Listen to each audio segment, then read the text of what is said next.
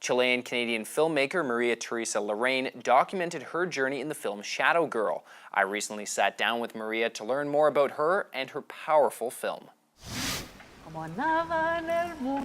When Maria Teresa Larrain began losing her sight due to macular degeneration, she knew continuing her career as a filmmaker was going to be challenging. But as she makes clear in this scene from Shadow Girl, a raw human emotion pushed her forward. If I had been a painter, I would have painted my pain. If I had been a writer, I would have written about it. But working on images, I had to make this film. I did it out of desperation. Though she was compelled to make a film, she didn't plan on being the main subject. While navigating the streets of Santiago, Chile, Maria Teresa had a chance meeting with a blind street vendor. She was befriended by him and the other blind people who make their living selling trinkets and knickknacks on the sidewalks of the city. Moved by their resilience, Maria Teresa quickly realized what she needed to do. They didn't want to live on charity. They wanted to live with dignity. And it was the only kind of jobs they felt they could do. So they inspired me. They were wonderful people. Before I met them, I was in self-victimization. Poor me, I'm going blind. I was angry, I was sad, I was depressed. I didn't have any income. I did not know how to survive. But when I met them and they showed me that they were still working, that they had dignity, that they could still have a life, I felt totally in love with them, and I wanted to make a film about them.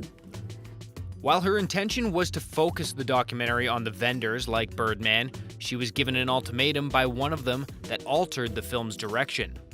One of them said, well, you know what, if you are not in the film, I'm not going to be on the film either. And I said, but why?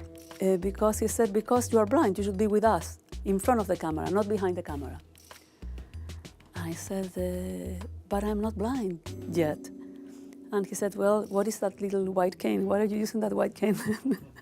Already facing the task of creating a film while losing her vision, Maria Teresa now had to embed herself in the story and open up about her new reality, a side of her and emotions she wasn't ready to share. I need more from that character, and that character is you. Maria Teresa, go deeper. And it was painful to go deeper. I did not want to go deeper because I did not want to confess my fears. I did not want to confess my pettiness or my cowardice or my fears. I did not want to look into that. But I had to, because I was a director of that character. I had to force that character to go deeper, because if that character was another character, I would dig deeper with her. The film benefited from her willingness to push herself. It's being exposed to Maria Teresa's inner thoughts and doubts that make it so compelling. It's also what caught the attention of Michael Charles, executive director of the Center for Human Rights, Equity, and Inclusion at York University. He and his team liked the film so much they are screening it on November 30th, in celebration of the United Nations International Day of Persons with Disabilities. There's nothing more impacting than personal narrative. It's the stories of people's lived experience that actually take people from the abstract into the real and help them to, in very profound ways, completely change and reorient their thinking. There's nothing more powerful than that. That ability to actually identify, to empathize, and to shift one's heart is really what, in the end, moves people to action. So I'm hoping that some of that will occur.